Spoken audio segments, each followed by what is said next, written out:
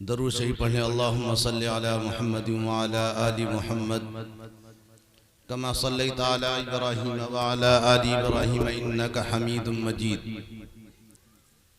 या रब्बी सल्लि व सल्लिम दाइमन अबदा अला हबीबिका खैरिल खल्क़ि कुल्लिहिम।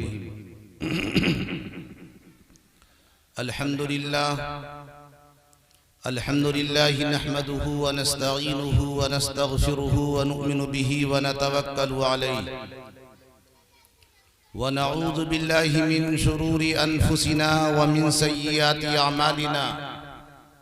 मन यहदिहिल्लाहु फला मुदिल्ल लहु व मन युद्लिलहु फला हादिय लहु।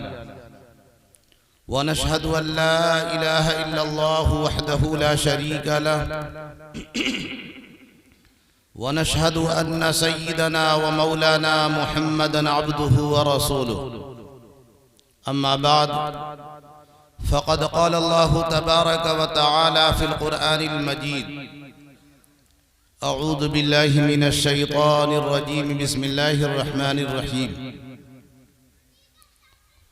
क़ुल इन्नल मौतल्लज़ी तफ़िर्रून मिन्हु फ़इन्नहु मुलाक़ीकुम सुम्मा तुरद्दूना इला आलिमिल ग़ैबि वश्शहादा फ़युनब्बिउकुम बिमा कुन्तुम तअमलून। वक़ाल सुब्हानहु व तआला फ़ी मौज़िइन आख़र कुल्लु नफ़्सिन ज़ाइक़तुल मौत। क़ाल अन्नबिय्यु सल्लल्लाहु तआला अलैहि वसल्लम इज़ा मातल इंसान इनक़ता अन्हु अमलुहु इल्ला मिन सलास इल्ला मिन सदक़तिन जारियह औ इल्मिन युन्तफ़उ बिही औ वलदिन सालिहिन यदअू लहू औ कमा क़ाल अलैहि सलातु वस्सलाम। आए दुनिया में बहुत पाक व मुकर्रम बनकर, आए दुनिया में बहुत पाक व मुकर्रम बनकर, मगर आया न कोई रहमत आलम बनकर। मुअज़्ज़ज़ सामईन, स्टेज पर रौनक अफरोज उलमाए किराम, शुआराए इज़ाम, दूर दराज से आने वाले मेहमानान इज़ाम, पर्दा नशीन ख़वातीन, माओ बहनों,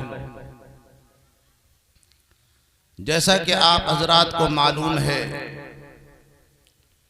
कि आपका आज ये जलसा या ये मजलिस जो मुनाक़िद की गई है वो चंद निस्बतों पर है। पहली निस्बत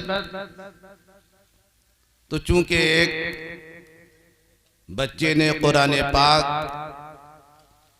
का हिफ्ज़ मुकम्मल किया है, एक सआदत और एक बड़ी नेमत का हुसूल हुआ है।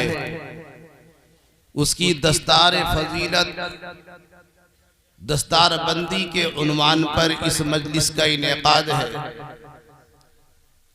और दूसरी निस्बत यह है कि इस मजलिस के मुनाक़िद करने वाले साहिब मजलिस के घर में एक सदमा हुआ है, वालिद गिरामी का इंतकाल हुआ। उनकी दुआए मग़फ़िरत के उन्वान पर, उनके ईसालो सवाब के उन्वान पर भी इस मजलिस का इनेकाद है। अल्लाह ताला मरहूम की मग़फ़िरत फरमाए और उनके पसमानदगान को सब्र जमील अता फरमाए। मुअज़्ज़ज़ सामईन,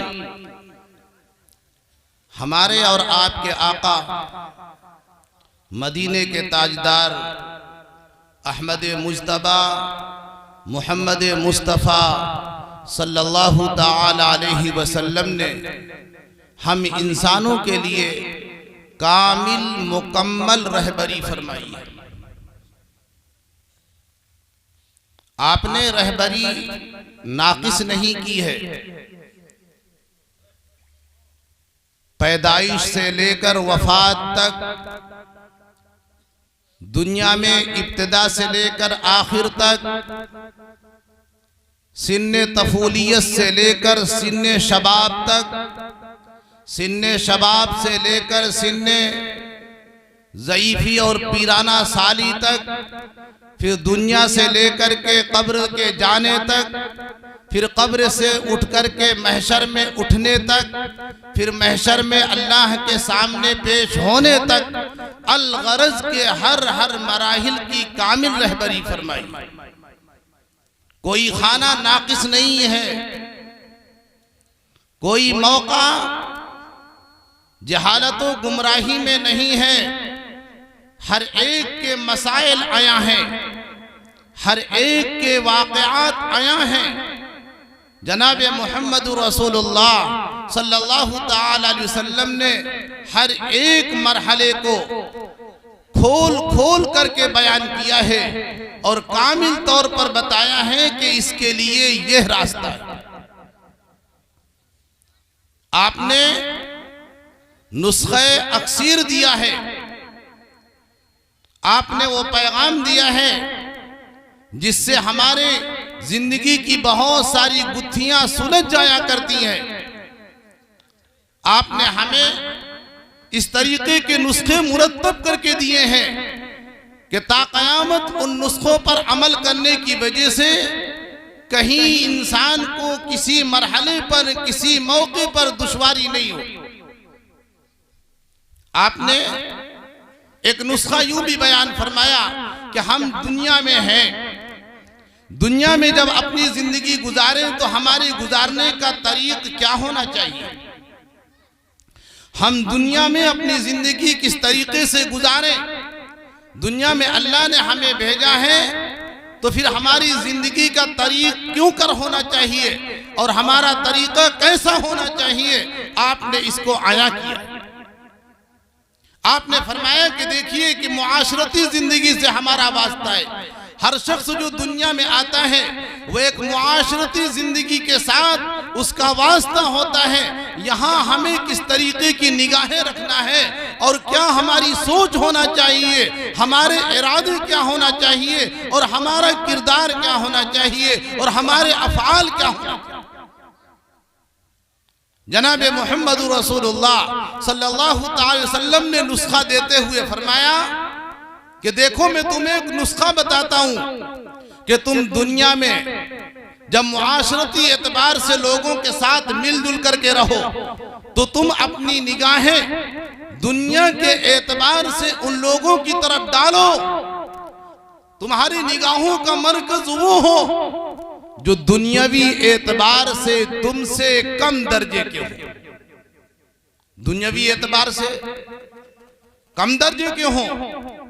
अल्लाह ने मुझे अगर ये हैसियत दी है कि मैं एक पक्के मकान पे रहता हूं तो मेरी निगाहें उन लोगों पर होना चाहिए, मेरी निगाहें उन इंसानों पर होना चाहिए जो छप्पर के मकानों पर या घास फूस की टटियों पर अपना बसेरा करते हैं।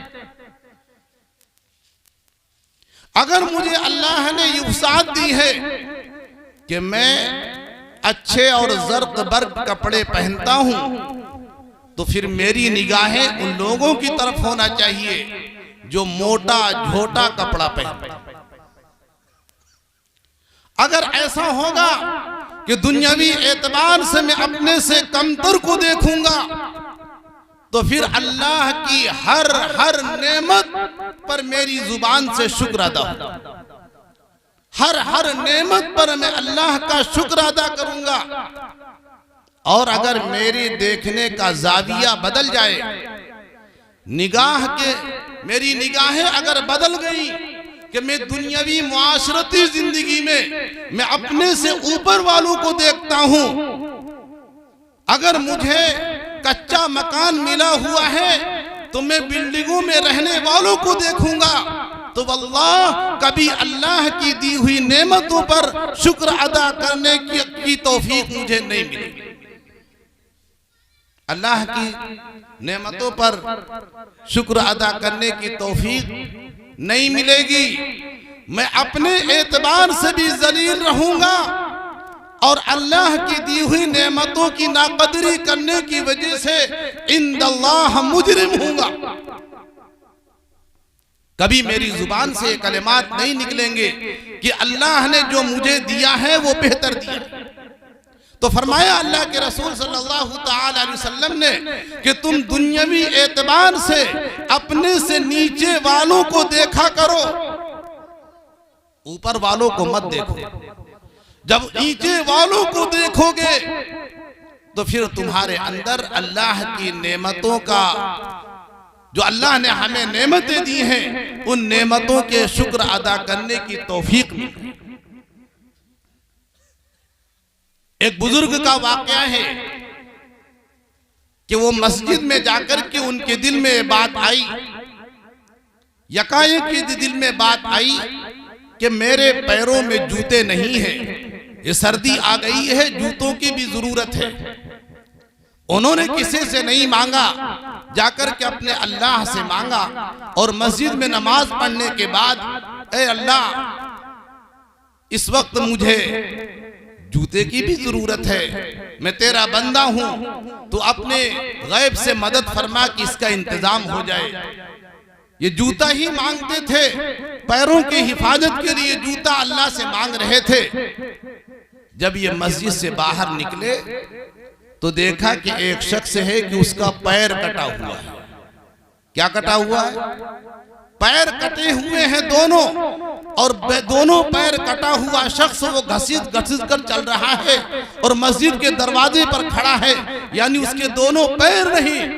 यकायक वो मुतनब्बे हुए और फौरन अल्लाह की तरफ रुजू हुए कि अल्लाह तेरा शुक्र है, तूने कम से कम मुझे दोनों पैर दिए हैं। इस बंदे को बगैर पैर के रखा है, जूता नहीं मिला है, लेकिन मैं तेरा शुक्र अदा करता हूं कि कम से कम मुझे दोनों पैर तो दिए।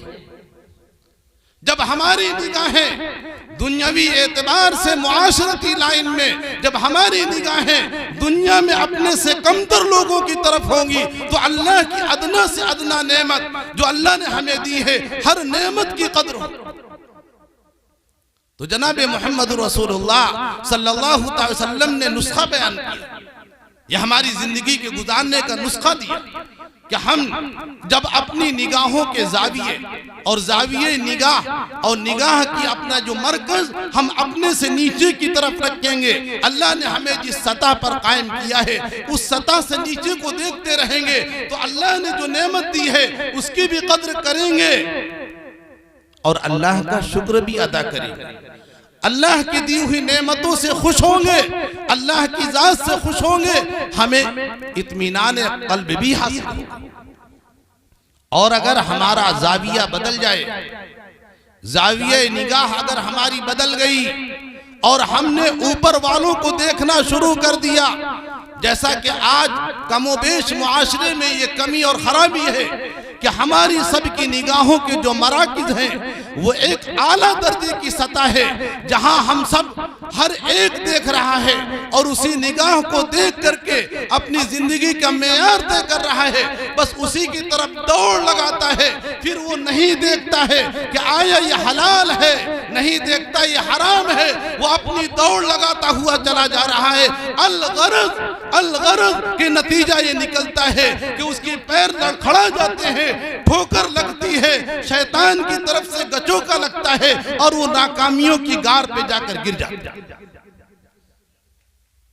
तो हमारी निगाहों का जाविया निगाह, हमारी निगाहें अपने से नीचे और कमतर लोगों की तरफ होंगी, तो हमें अल्लाह की दी हुई नेमतों का एहसास होगा, अल्लाह की नेमतों के शुक्र अदा करने का मौका मिलेगा। और अगर ऊपर की तरफ है तो हमारे लिए भी गुमराही का रास्ता होगा, हम भी भटकते फिरेंगे, कल्ब सुकून कल्ब नहीं मिलेगा और अल्लाह की बड़ी सी बड़ी नेमतों की नाशुक्री के हवाले करेंगे। आज आम तौर पे मिजाज यही बनाए कि हम अपने से ऊपर की तरफ देखते हैं, जब ऊपर की तरफ देखते हैं कि दी हुई नेमतों की नाकदरी है, अल्लाह की दी हुई नेमतों की नाशुक्री है, भला बताइए कि फिर अल्लाह हमारी तरफ इनायत कैसे फरमाए। नेमत का शुक्र अदा करना जरूरी है, लइन शकरतुम लअज़ीदन्नकुम व लइन कफरतुम इन अज़ाबी लशदीद। जरूरी है, लाजिम है, अगर हम अल्लाह की नेमतों की नाशुक्री करेंगे तो अल्लाह अजाब देगा, अल्लाह पकड़ करेगा। अल्लाह ने हमें जो नेमत दी है उस नेमत का शुक्र चाहता है। अल्लाह का मुतालबा है कि जो हमने नेमतें दी हैं उन नेमतों की का शुक्रिया अदा करो। वला इन कफरतुम इन अज़ाबी लशदीद, अगर तुम नाशुक्री करोगे तो अल्लाह का अजाब सख्त है, अल्लाह की पकड़ सख्त है। तो फरमाया कि दुनिया की नेमतों में, दुनिया में दी हुई नेमतों में हम अपने से नीचे को देखते रहे, हमारे अंदर शुक्र का जज्बा पैदा होता है। हजरत मूसा अलैहिस्सलाम के बारे में आया है, वो अल्लाह से हम कलामी करते थे, यानी अल्लाह तबारक व तआला उनको कलीम बनाया है। मूसा कलीमुल्लाह है, उनके बारे में एक वाक़या छोटी किताबों में पढ़ा था, लिखा है हजरत मूसा हम कलामी करते हुए एक मर्तबा अल्लाह तबारक व तआला से कहा कि या अल्लाह, कितना बेहतर होता कि कुछ चीजें दुनिया में हमें दी जाती और कुछ चीजें न दी जाती, तो बड़ा उम्दा होता, बड़ा अच्छा होता, बहुत बेहतर होता। फरमाया वो क्या है? फरमाया कि अल्लाह, हमारी चाहत ये है, हम इंसानों की चाहत ये है कि हम में से हर शख्स को मालदार बनाया जाता है, किसी को गरीब फकीर मोहताज न बनाया जाता। हर इंसान मालदार होता, कोई गरीब फकीर न होता, कितना बेहतर होता, कितना अच्छा होता। और हमारे लिए कितनी सआदत की बात होती कि हर एक मालदार है, कोई गरीब नहीं, कोई मोहताज नहीं। एक सवाल तो ये। फिर दूसरा फरमाया कि या अल्लाह, कितना बेहतर होता, कितना अच्छा होता कि हम में से हर एक सेहतमंद होता, किसी को कभी बीमारी न लगती, कोई बीमार न होता, हर शख्स सेहतमंद होता, वो भी सेहतमंद, ये भी सेहतमंद। किसी से ये न पूछा जाता कि भाई आपको कोई बीमारी है, या ना कोई कहने वाला होता कि मैं बीमार हूं। तीसरी बात फरमाया कि या अल्लाह, बहुत अच्छा होता कि हम में से हर एक को हमेशा जिंदगी रहती और किसी को मौत न हो। हम में से हर एक जिंदा रहता, जिंदगी तो होती लेकिन मौत ना हो, मौत किसी को वाक़ई न होती। ये तीन बातें होती और तीन न होती तो बहुत अच्छा होता। हजरत मूसा ने सवाल किया था, अल्लाह तबारक व तआला ने हजरत मूसा की इन तीनों सवालों को किस तरीके से बताया, किस तरीके से समझाया, जो एक हकीकत है, जो हमारे लिए एक इबरत है और हमारी बहुत सारे ज़हनी सवालात के जवाबात हैं और ज़हनी उलझनों का मुदावा है। फरमाया अल्लाह तबारक व तआला ने कि ऐ मूसा, आपने पहले सवाल किया था, पहले दौर पे आपने ये कहा, पहली बात आपने ये कही है कि अल्लाह, कितना ही बेहतर होता कि हम में से हर एक मालदार होता, कोई गरीब फकीर मोहताज ना होता। आपका सवाल बेहतर है, लेकिन ऐ मूसा, अगर मैं पूरी दुनिया को मालदार बना देता, हर शख्स को मालदार बना देता, मैं तो कादिर हूँ हर चीज पर, अल्लाह को हर चीज पे करने की कुदरत हासिल है, वो ये भी कर सकता था कि हर शख्स को मालदार बनाता। लेकिन ऐ मूसा, अगर मैं हर शख्स को मालदार बना देता,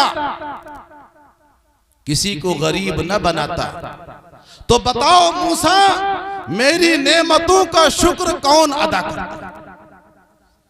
मालदार शुक्र अदा करता? वो कभी ना करता। वो तो अपने माल की तरफ, ये है, मुझे ये है, इतना है, मैं इसकी वजह से ऐसा करूंगा।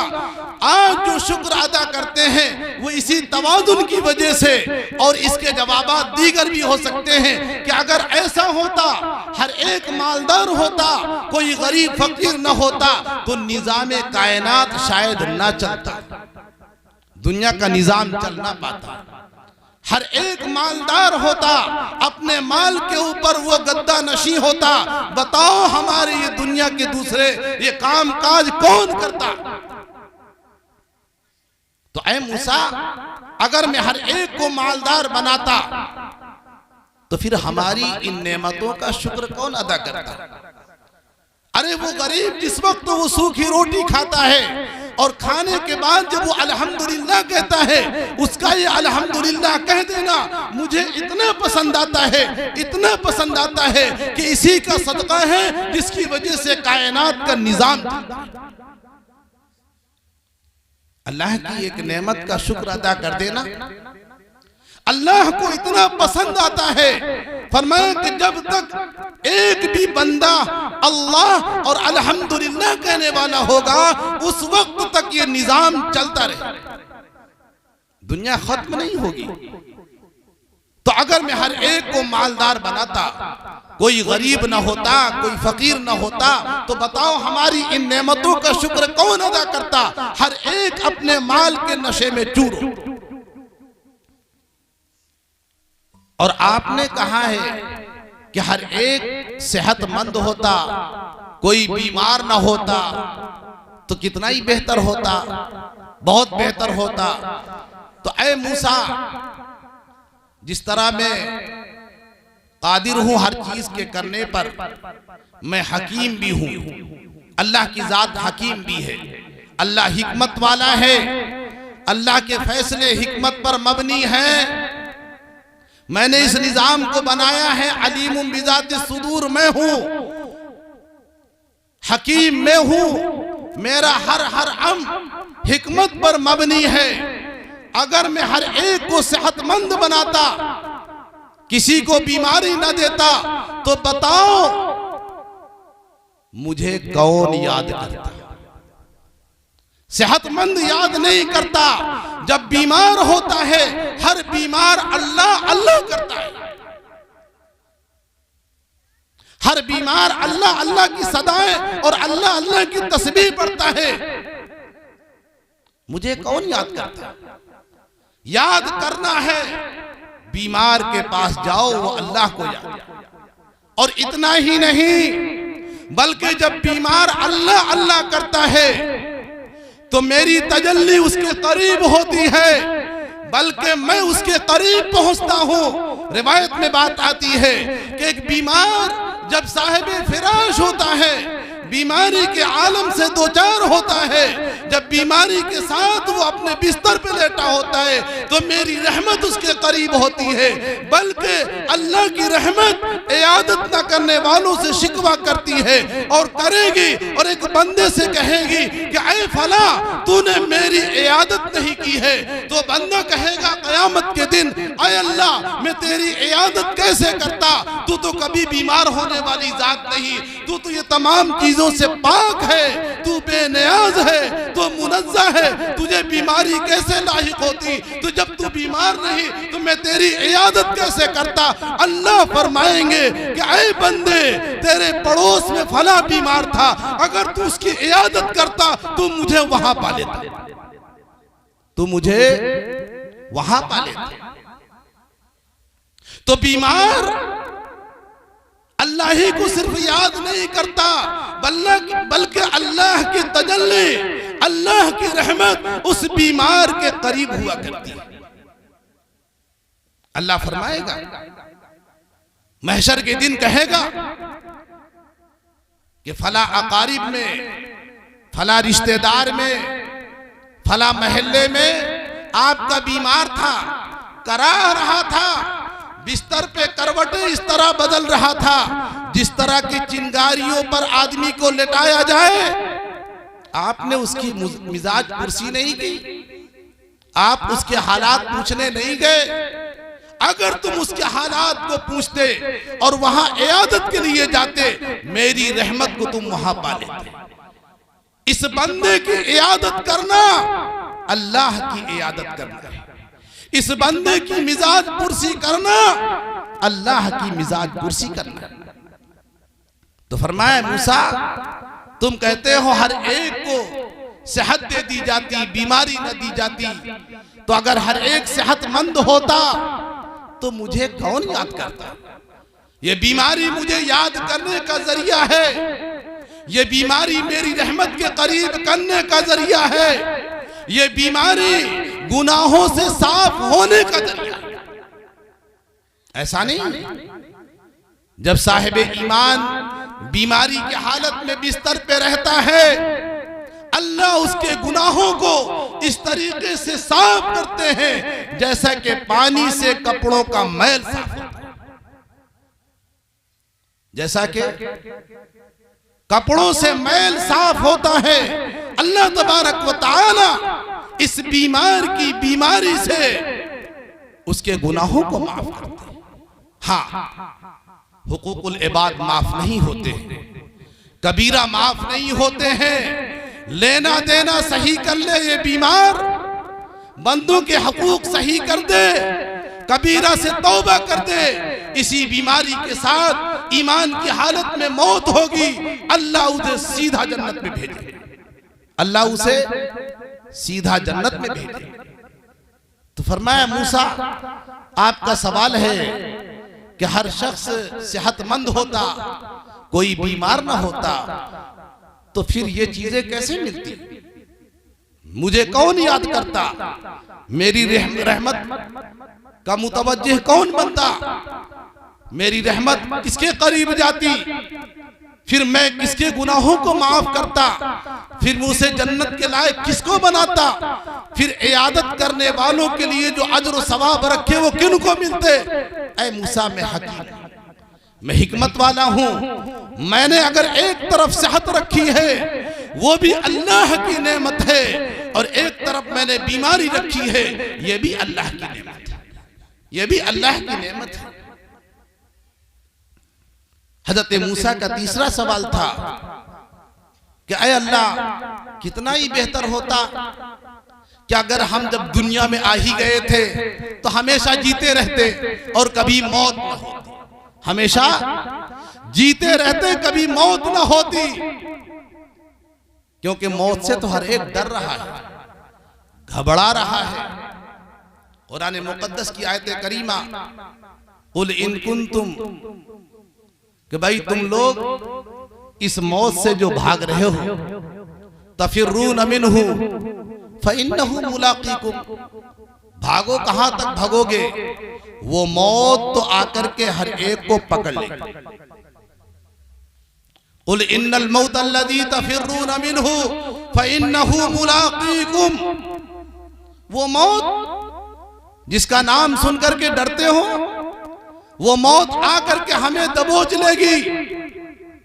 हम अगर मजबूत किलों के अंदर भी पैक होंगे, हम अगर मजबूत सिपाहियों के जिलों में भी होंगे, हम अगर फौजियों के जिलों में होंगे, या बड़े महलात के अंदर भी अगर हम बंद होंगे, मौत के जाने से कोई रास्ता नहीं रोक पाएगा। ऐनमा तकूनु युदरिकुमुल मौत, जहां कहीं भी तुम रहोगे मौत तुम्हें आकर के पकड़ ले। एक हकीकत है, एक मुसल्लमा है जिसका आज तक किसी ने इनकार नहीं किया है। दुनिया की हर चीजों का इनकार हुआ है, हर चीज में इख्तिलाफ है, लेकिन मौत एक ऐसी हकीकत है जिस पर न किसी ने इनकार किया है, न किसी का इख्तिलाफ। चाहे वो फलासफा हो, चाहे वो मंतिकी के रहस्य साफ करने वाला हो, चाहे वो फिक़ह की इबारतों का माहिर हो, चाहे वो तफसीरात को पढ़ने वाला हो, हर शख्स ने बताया कि मौत एक हकीकत है। मौत से किसी को रुस्तगारी नहीं, मौत से किसी को छुटकारा नहीं, मौत से कोई बच नहीं सकता। तो मूसा, तुम्हारा सवाल है कि क्या बेहतर होता, कितना अच्छा होता कि हम में से हर शख्स को जिंदगी मिलती और किसी को मौत ना मिलती। तो ऐ मूसा सुन लो, अगर जिंदगी होती, मौत ना होती, और ये मौत अगर हम न देते, तो बताओ हमारी मुलाकात से तुम कैसे मुशर्रफ होते, हमारे दीदार से तुम कैसे मुशर्रफ होते। इंसान के लिए आला दर्जे की कामयाबी दुनिया से ईमान के साथ जाकर के जन्नतुल फिरदौस मिल जाना, ये एक बड़ी कामयाबी है। इससे बड़ी जो नेमत है वो अल्लाह का दीदार है। जन्नती जन्नत में चला जाएगा, बड़ी कामयाबी है। इसी के लिए दुनिया में भेजा गया कि जन्नत को कमाओ, जन्नत वाले बनो, दुनिया में इसीलिए तो आए। लेकिन ये जन्नती जन्नत में भी चला जाएगा। अभी पूछा जाएगा कोई ख्वाहिश है?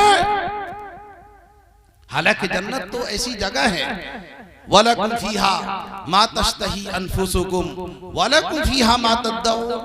वहां तो जो कुछ भी चाहते होंगी, जो कुछ भी तुम्हारी दिलों में बात होंगी, वो सब कुछ तुम्हें दे दिया जाएगा। किसी चाहत को तिश्ना नहीं रखा जाएगा, कोई फरमाइश तुम्हारी नहीं रह जाएगी, सारी ख्वाहिशात मुकम्मल कर दी जाएंगी। लेकिन इस जन्नती को जब तक दीदारे खुदाबंदी नहीं मिलेगा, अल्लाह की जात का दीदार नहीं होगा, उस वक्त तक अभी तिश्ना रहेगा। ये जन्नती को अभी कोई ख्वाहिश नहीं, ये जन्नती सिर्फ एक ख्वाहिश रखेगा कि हमारे हकीकी मौला, हकीकी खालिक व मालिक परवरदिगार का दीदार हो जाए। अल्लाह का जब दीदार होगा, अब जन्नती सारी नेमतें पालेगा। सारी नेमतें तो अल्लाह का दीदार एक बड़ी नेमत है, जिसकी ख्वाहिश जन्नत में जाने वाला भी करेगा। तो ऐ मूसा, अल्लाह के दीदार का जरिया ये मौत ही तो है। इसी मौत के रास्ते से, इसी मौत के रास्ते से अल्लाह तक पहुंचना है। अल मौत जसरुन यूसिलुल हबीब इलल हबीब। एक मौत यही तो जरिया है, मौत यही तो पुल है, मौत यही तो हमारे अल्लाह से मिलने का वास्ता है।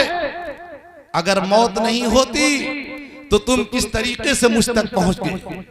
तो मेरी दीदार से, मेरे दीदार से तुम कैसे मुशर्रफ होते? ऐ मूसा, इसलिए मैंने जिंदगी के बाद मौत को पैदा किया है, ताकि मेरी मुलाकात से तुम मुशर्रफ हो जाओ। क्योंकि मौत ये एक हबीब को, एक चाहने वाले को दूसरे चाहने वाले से मिलाने का जरिया होता है। एक बंदे को उसके खालिक से मिलाने का जरिया है, एक बंदे को उसके सिला मिलने का जरिया है, एक बंदे को उसकी की हुई मजदूरी मिलने का जरिया। हजरत मूसा को तीनों बातें समझ में आ गई, तीनों बातें समझ में आ गई और आ ही रही थी। आपके वास्ते से हम सबको समझ में आ गई कि अल्लाह ने जो कुछ बनाया ये मबनी बर हिकमत है। अल्लाह ने जो ये तफावत रखा, अमीर बनाया, गरीब बनाया, अल्लाह की मसलहत है। बीमारी दी, सेहतमंदी दी, ये अल्लाह की हिकमत है। मौत दिया, जिंदगी दी, ये अल्लाह की नेमतें हैं। हमें इसकी नेमतों का शुक्र अदा करना चाहिए। बड़ी कामयाबी इंसान की यह है कि जो दुनिया में उसे मौका मिला है, इस मौके को गनीमत जाने। अक्लमंद आदमी वो है जो आया है दुनिया में रह करके मरने से पहले पहले अपनी जिंदगी को गनीमत जाने, अपनी जिंदगी के औकात को गनीमत जाने। इग़तनिम खमसन क़ब्ल खमसिन, पांच चीजों से पहले गनीमत जानना चाहिए। उन्हें फरमाया कि वह हयातक क़ब्ल मौती, कि भाई अपनी जिंदगी को मरने से पहले तुम गनीमत जानो, अपनी जिंदगी को मरने से पहले गनीमत जानो। मौत एक हकीकत है, इससे किसी को रुस्तगारी नहीं। लाई हयात आए, कज़ा ले चली चले, अपनी खुशी ना आए न अपनी खुशी चले। ये दस्तूर खुदाबंदी है। न हमें आने में हमारा इख्तियार है और न जाने में हमारा इख्तियार है। बगैर इख्तियार के अल्लाह ने अपनी कुदरत से भेजा है और अल्लाह ही अपनी कुदरत से बुलाएगा। हम अक्लमंदी हमारी ये है कि हम हर वक्त इसके लिए तैयार हैं, हम हर वक्त इसके लिए तैयार हैं। तो फरमाया कुरान मुकद्दस में कि भाई कुल इन कुंतुम कुल इन्नल मौत अल्लज़ी, क्या आप फरमा दीजिए ऐ नबी जी, आप इनसे कह दीजिए कि इन्नल मौत अल्लज़ी तफिर्रून मिन्हु, यकीनन वो मौत कि जिससे तुम फिरार इख्तियार कर रहे हो, जिससे तुम भाग रहे हो, जिससे तुम पीछा छुड़ाने की कोशिश कर रहे हो, तफिर्रून मिन्हु फइन्नहु मुलाक़ीकुम, वो तुम्हें जरूर बिल जरूर तुमसे आकर के मिलेगी, तुम्हें आकर के पकड़ेगी।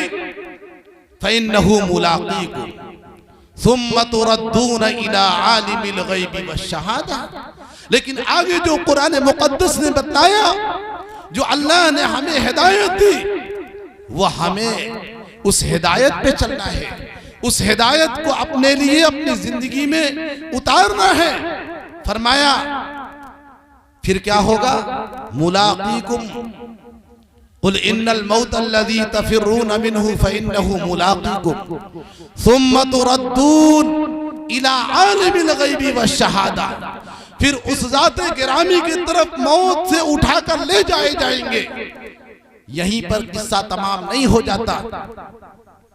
बाज़ कौमों का नजरिया है कि मौत के बाद किस्सा तमाम हो गया, मौत के बाद खेल खत्म हो गया, मौत के बाद मिट्टी में मिलकर के बस कहानी तमाम हो गई।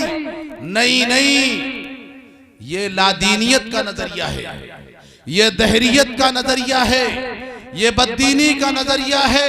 सही अकीदा, सही नजरिया क्या है, सुम्मा तुरद्दून इला आलिमिल ग़ैबि वश्शहादा। किस्सा तमाम नहीं हुआ, किस्सा तमाम नहीं हुआ, कहानी मुकम्मल नहीं हुई। अब तो कहानी की इब्तिदा होगी, अब तो नई जिंदगी की शुरुआत होगी, अब तो हमें मराहिल तय करने हैं। सुम्मा तुरद्दून इला आलिमिल ग़ैबि वश्शहादा।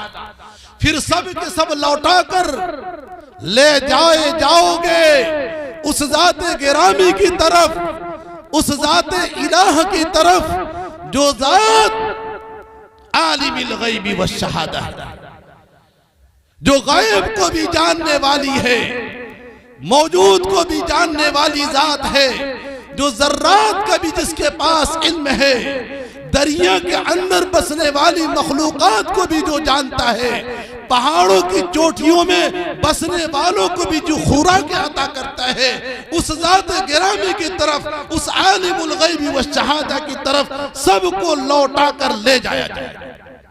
किस्सा तमाम नहीं हो गया, मिट्टी में नहीं मिल गए, आग में जलकर खाक नहीं हो गए, दरिंदे का लुक़्मा तर बन करके उसमें हजम नहीं हो गए। ये नजरिया लादीनियत का नजरिया है, ये नजरिया बेदीनी का नजरिया है, ये अकीदा ये बद लोगों का अकीदा है, ये बातिल परस्तों का अकीदा है।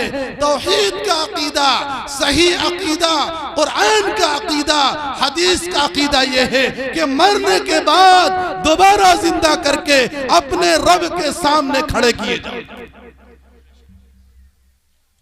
रब के सामने खड़े किए जाएंगे। रब सवाल करेगा, रब पूछेगा। ऐसा नहीं कि जैसा छोड़ दिया, दुनिया में आए मनमानी है, मर जाएंगे देखा जाएगा, नहीं। रब की अमानत है यह हमारी जिंदगी, रब की अमानत है यह हमारा माल, रब की अमानत है हमारी जान। ये अपनी अमानतों के बारे में रब पूछेगा। ला तज़ूलु क़दम इब्न आदम हत्ता युसअल अन खम्सिन अन रब्बिही। फरमाया जब तक कि रब 5 सवालों के जवाब नहीं ले लेगा, उस वक्त तक कदम हमारे टस से मस नहीं होंगे, उस वक्त हमारे कदम टस से मस नहीं होंगे। फरमाया क्या है, अन उम्रिही फीमा अफना। रब का पहला सवाल होगा, हमने तुम्हें जिंदगी दी थी, इस जिंदगी को तुमने कहां लगाया? जवाब दो, हर एक को जवाब दे, ख्वाह मर्द हो, औरत हो, गरीब हो, अमीर हो, देहात का हो, शहर का हो, हिंद का हो, पाकिस्तान का हो, अमेरिका कहीं का भी है, इंसान है, हर एक को जवाब देना है। अन उम्रिही फीमा अफना, मामूली सवाल नहीं है। ये वो सवाल है कि हमारे रोंगटे खड़ा कर देता है। जिंदगी का सवाल होगा। जिंदगी का मतलब कि जिस वक्त से बालिग हुए हैं, 14-15 साल की उम्र से जो भी उम्र मिली है, 60-70 साल, जरा उसको बताओ हम कैसे जवाब दें। जब सही गुजारेंगे तभी तो, मुख्तसर करना है, जब सही गुजारेंगे तभी तो। चौंका देने वाला सवाल। यही एक सवाल हमारी जिंदगियों के काया पलट देने के लिए काफी है। कब? जबकि हम जरा दिल की गहराइयों से तफक्कुर करेंगे, दिल की गहराइयों से सोचने बैठेंगे और अपनी निगाहों को दिल पर डाल करके जरा मुराकबा करते हुए, जरा अपने दिल का जायजा, नफ्स का जायजा लेते हुए जब कभी गौर करेंगे कि अल्लाह ये पूछेगा हमने जिंदगी दी थी, इसको कहां लगाया है। बहुत अहम सवाल है। यही सवाल अगर हमारे दिलों के अंदर उतर जाए, खुदा की कसम यही हमारी जिंदगियों के तब्दील करने के लिए काफी है। फरमाया दूसरा सवाल होगा अनशबाबिही फीमा अबला फीमा अबला, हमने तुम्हें जवानी भी दी थी, इस जवानी के ऊंच नीच को, इसकी तवानाइयों को, इसकी कुव्वतों को, इसकी मजबूतियों को कहां सर्फ किया है, कहां लगाया है। दूसरा सवाल है। तीसरा सवाल होगा व अम्मालिही मिन ऐन इक्तसबहु व फीमा अनफक़हु, हमने तुम्हें माल भी दिया था, इस माल को कहां लगाया है, सही लगाया है, गलत लगाया है, जायज लगाया है, नाजायज लगाया है, कहां से इसको कमाया है। कमाने के रास्ते बताओ, कमाने का रास्ता बताओ, कमाने का जरिया बताओ, किस तरह कमाया है, जायज कमाया है, नाजायज कमाया है। इसमें भी मुकल्लफ है। कमाने के बाद ये नहीं कि मेरा जी जहां चाहे खर्च करें, अल्लाह की नेमत है। कमाने के बाद ये जायज माल, हलाल माल अल्लाह का अतिया है, अल्लाह का फजल है। इस फजल को तुमने कहां लगाया है, लगाने में भी पाबंद है। ऐसा नहीं कि मेरा है जहां चाहूंगा खर्च करूंगा, नहीं नहीं, इस तरह कमाने भी पाबंदी है, खर्च करने में भी पाबंदी है। जिस तरह कमाने के लिए रास्ता सही देखना है, खर्च करने के लिए भी रास्ता सही देखना है। आगे फरमाया पांचवा सवाल होगा वफीमा अमिला मादा अली, भाई जो तुम्हें इल्म था, जो तुम्हें मालूमात हासिल थी, जितना तुम्हें दीन के बारे में मालूम था, इस पर तुमने किस दर्जे का अमल किया है। सुनने को तो रात भर सुने हैं, मालूमात तो खूब इकट्ठा किए हैं, मालूमात का जखीरा मालूमात भी हमने पढ़ रखी है, लेकिन कुछ अमल भी किया है कि नहीं किया है। ये 5 सवाल रब करेगा। किससे करेगा? हर एक बंदे से करेगा। जवाब की तैयारी इसी मुख्तसर सी जिंदगी में करना है।